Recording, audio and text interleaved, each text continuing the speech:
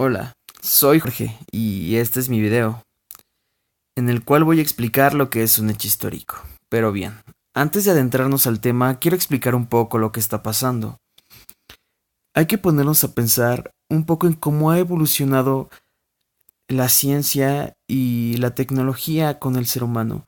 Posiblemente para realizar esta actividad, hace mucho tiempo tuve que haber tomado una cámara, una videocámara, en este caso salir a campo a investigar y a preguntarle quizás a gente lo que era un hecho histórico. Pero bien, como ha evolucionado la vida y la tecnología, lo estoy haciendo todo a través de internet, de libros en PDF y con mi teléfono celular. Pero bien, para definir el proceso del hecho histórico, vamos a verlo como el conjunto de hechos relacionados entre sí. Cada uno es causa y consecuencia del otro. Es decir, que para que el otro suceda tuvo que haber habido algo que lo relacione para que esto no vuelva a suceder. En caso de esto, se tiene que mantener una dinámica en la historia, pues como lo he dicho, nosotros vamos en constante evolución y a través del tiempo tenemos que sincronizarnos para, como lo dije anteriormente, lo que pasó no se vuelva a repetir. Pero bien, para adentrarnos un poco más en esta onda, vamos a ver un pedacito de este video.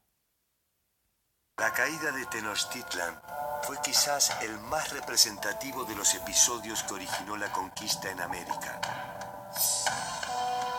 Se trató del enfrentamiento entre dos estados tecnológicamente diferenciados, pero decididamente similares en cuanto a sus ambiciones imperiales. El célebre sitio de la ciudad fue apenas el previsible desenlace de una historia que desató ingenio, coraje, venganzas, encuentros y traiciones. ¿Cómo se produjo la caída de la ciudad más bella de América? Bien, y como lo decía anteriormente, en este caso vemos a dos culturas totalmente diferentes.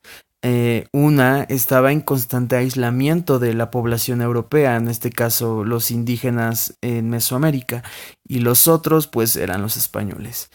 A raíz de esto nos vemos como la evolución causa constantes aprendizajes que tanto pueden ser beneficiosos como pueden ser catastróficos. En este caso, el descubrimiento de la pólvora y los metales para cuestión de guerra fueron muy importantes para los españoles. Sin embargo, en México se utilizaban para cuestiones más religiosas los metales, para hacer ritos, para meramente estético, vaya, no lo usaban como tal para la guerra. Y pues no había una existencia de pólvora, sino más bien eran armas a cuerpo. Y es lo que vemos.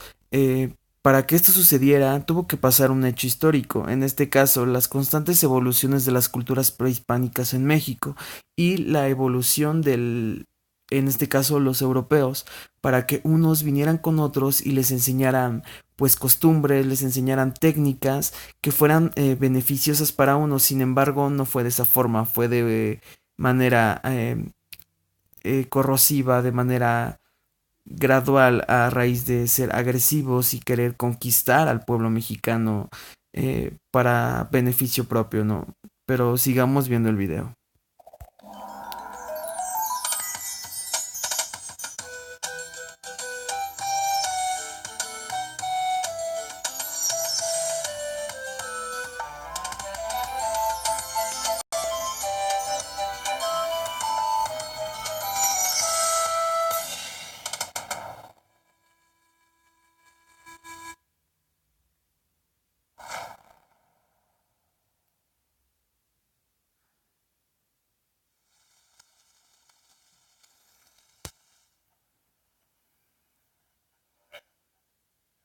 Los mexicas fueron conocidos históricamente como aztecas. Vivieron su esplendor en la ciudad de México Tenochtitlan y constituían junto a sus aliados Texcoco y Tlacopan la potencia hegemónica más importante de Mesoamérica hacia el 1500. Los límites de su territorio, sin embargo, resultaban algo imprecisos. Nosotros estamos un poco acostumbrados a que si una nación domina a otra o un señor es dueño de un territorio, tiene un territorio continuo, ¿no? Y en el caso del México antiguo era muy diferente. En un determinado territorio podía haber poblaciones que dependían, uno de Texcoco, otro de Tlacopan y otro de Tenochtitlan. Esta triple alianza fue, digamos, para los pueblos sometidos una amenaza constante. Constantemente también ellos trataban de rebelarse. Sabemos que en un extremo llegaron a Veracruz, del otro lado también tenemos poblaciones Oaxaca, Guerrero y todo el centro de México, ¿no? Estaba muy dominada con la excepción de la zona de Tlaxcala, que Tlaxcala aparece siempre como un señorío independiente que se rebela ante el control de los mexicas, pero que los mexicas los tienen cercados. Ok. Lo que ha dicho la señorita que nos explicaba el documental es muy importante, ya que pues los procesos históricos determinan épocas históricas. Por ejemplo, en este caso la historia de México y la colonización, para llegar a un punto de que México fuera independiente, no fuera dependiente, perdón, de España. Las transformaciones, debido a este proceso, fueron sucediendo periódicamente. No fue una conquista de un día, sino tuvo que llevar un proceso. Sin embargo, para que esto sucediera, tuvo que haber bastante, pero bastante, eh, bueno, bastante tiempo de producción de colonización para que los mexicas se convirtieran como tal en españoles, por llamarlo de esa forma. Pero bien, así como nos los marca el hecho histórico, así suceden las cosas. Es como tal un acontecimiento importante que sucede para que a futuro no se vuelva a repetir. Y es que para mm, como de una u otra forma relacionarlo mejor, vamos a interrumpir un poco esta parte de la conquista mexicana para irnos a un tema algo similar.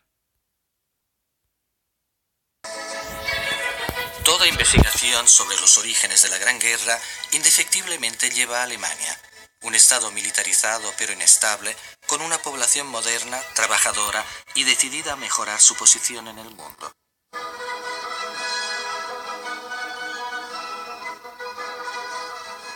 Con sus generales obsesionados por la exhibición de potencia y fastuosidad, pero conscientes de la fragmentación y de la irrelevancia de las posesiones coloniales alemanas. Todas las tensiones confluían en un solo hombre, que era el emblema, el Kaiser, Guillermo II, la figura clave de la ambición imperial de Alemania y el símbolo viviente del orgullo nacional. Bien, y aquí vamos a hacer un énfasis en algo, en este caso la Gran Guerra, o mejor conocida como la Primera Guerra Mundial. Bueno, ¿y en qué consistió este acontecimiento? Que es muy importante y es un hecho histórico que marcó totalmente al planeta Tierra en general. ¿Por qué? Porque bueno, como ya lo había dicho el video, este personaje alemán había pasado ya 6 meses con negociaciones con la conferencia de París, que era la convención de paz. Bueno, era la convención de conferencias de paz, que se celebró el 28 de junio de 1919, donde pues los países que estaban aliados, que firmaron el Tratado de Versalles, querían que pues no hubiera más conflictos, ¿no? Porque pues había sucedido muy poco la conquista de Francia. No, bueno, que Francia estaba conquistando a demás países para ganar territorio. Y bueno, esto se hace para la confrontación de esos hechos que ya habían sucedido anteriormente y firmar un tratado de paz. Bueno, ¿y qué tiene que ver esto con un hecho histórico? Bien, como tal, para que esto sucediera tuvo que marcar una pauta, y es en algo que nosotros nos equivocamos como seres humanos. ¿Qué pasó aquí?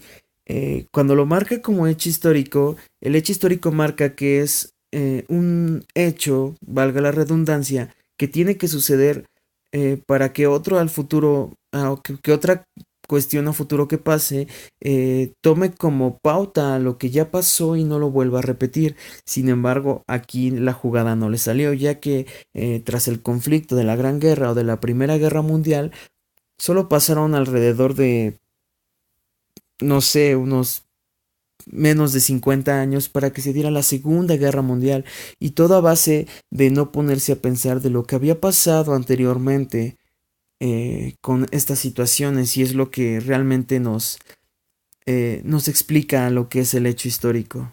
Pero pues sigamos viendo el video.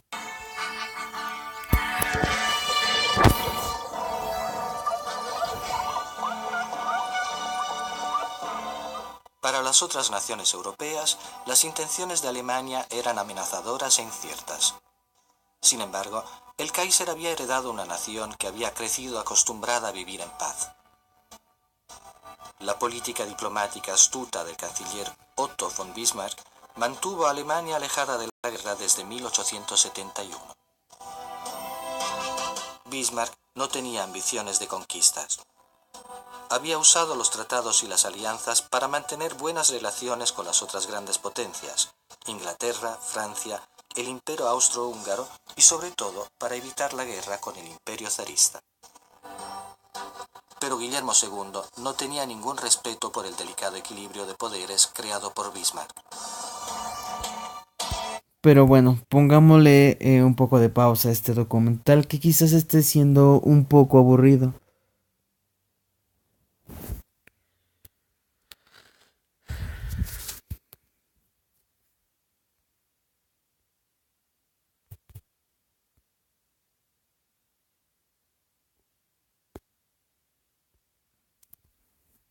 Que era miembro del programa que tenía esta dimensión única y humana representada en la maestra.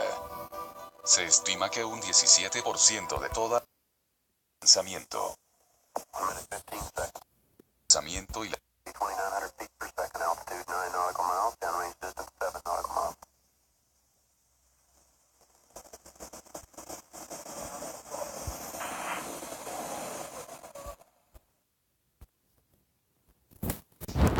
Pero bien, para no hacer muy largo el tema, vamos a definir algo. Para utilizar un método histórico correcto, la clave es revelar la verdad del pasado y no ocultar cosas, porque si se ocultan cosas a la población en general, no sabrán el por qué o cuál fue la razón por la cual falló ese sistema y por qué sucedió esa tragedia y cómo hacer para que no vuelva a suceder. La creación del conocimiento es como construir un edificio, con ladrillos y pegamento blanco. Obviamente no se puede usar pegamento blanco, necesitas un material pues resistente, en este caso sería cemento, ¿no?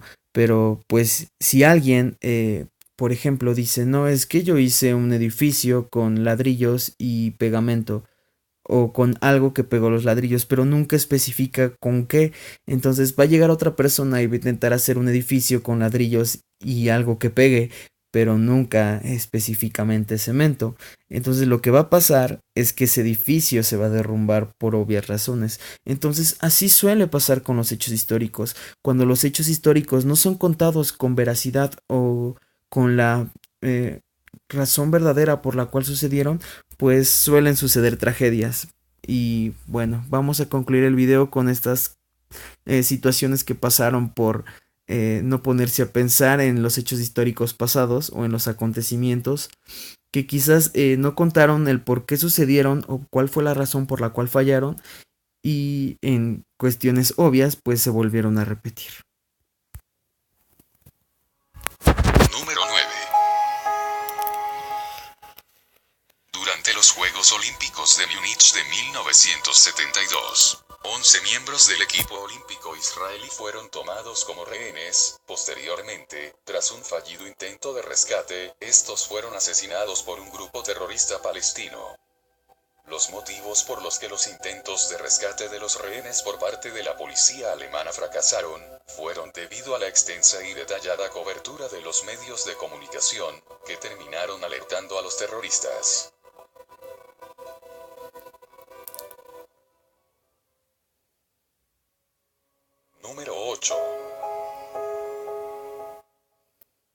una serie de manifestaciones lideradas por estudiantes chinos, tuvo un trágico desenlace cuando el gobierno de ese país decidió hacer oídos sordos a las reivindicaciones de los manifestantes, y estos decidieron acabar con las protestas mediante el uso de la fuerza. De esta manera, los tanques y la infantería del Ejército Popular de Liberación se hicieron presentes en la plaza de Tiananmen. Y fue cuando comenzaron la masacre, con una cruel represión que dejó miles de muertos y otros miles de heridos. Ok, ¿esto les recuerda algo? Esto sucedió en China. Y si nos remontamos un poco al movimiento de 1968 en la CDMX, bueno, más bien Tlatelolco, si nos ponemos a pensar fue lo mismo. El gobierno mexicano no se puso a pensar nunca las consecuencias que ya había tenido la masacre que había habido en China. Y lo que sucedió pues simultáneamente es igual. El evento dio lugar también al célebre manifestante que pasó a ser conocido como el hombre del tanque, que se puede ver en el video. Un solitario rebelde que hace frente a una columna de tanques del ejército chino, impidiéndoles el paso.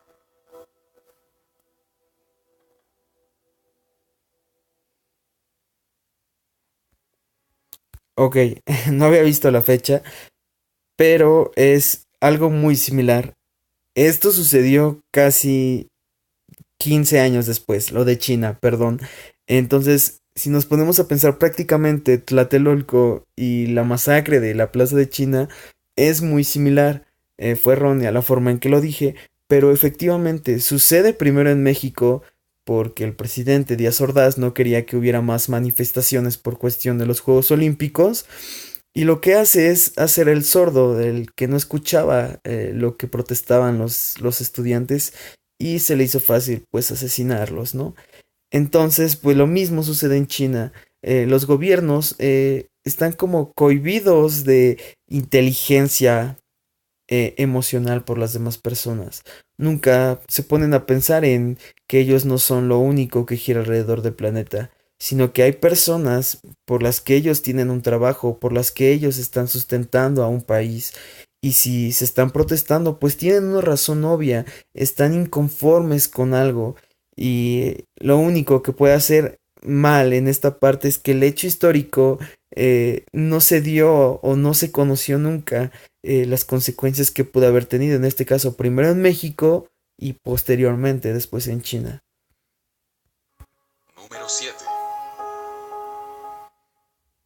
Un desastre natural de características apocalípticas tuvo lugar en Japón en el año 2011, con un terremoto que se ubica como el más potente sufrido en ese país, y el cuarto más potente de todos los tiempos.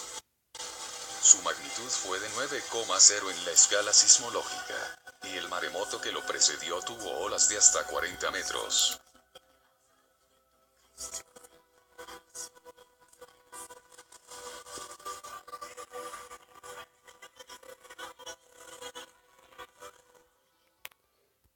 Bueno, vamos a hacer énfasis aquí, que después de bastantes tragedias por cuestiones de la naturaleza que sucedieron, ahora ya vemos que en bastantes lugares ya existen las famosas alarmas sísmicas, ¿no? Y eso es lo que nos explica un hecho histórico. Tiene que suceder un acontecimiento que marque algo importante para que en un futuro se busque una manera de que no se repita. Ahora ya tenemos la posibilidad de quizás no revertir los efectos de un terremoto o de un huracán, pero sí tenemos como el tiempo de que no suceda alguna muerte o alguna tragedia y podamos salir antes de que suceda pues esa catástrofe, ¿no? Y bueno, vamos a concluir aquí el video. Un hecho histórico, como ya lo he marcado en cuestión de minutos, en lo que ha durado el video, es algo muy importante que debemos de ponernos a pensar como pues, seres humanos, ¿no? Si algo en la historia de nuestro planeta ya salió mal, no hay que repetirlo. Y si hay razones para hacerlo, pues hay que ver lo que salió mal en lo anterior, aplicar ese conocimiento para que nosotros podamos salir exitosos de ese hecho histórico y hacer historia de manera buena y no catastrófica o mala. Bueno, eso es todo de mi parte y pues muchas gracias.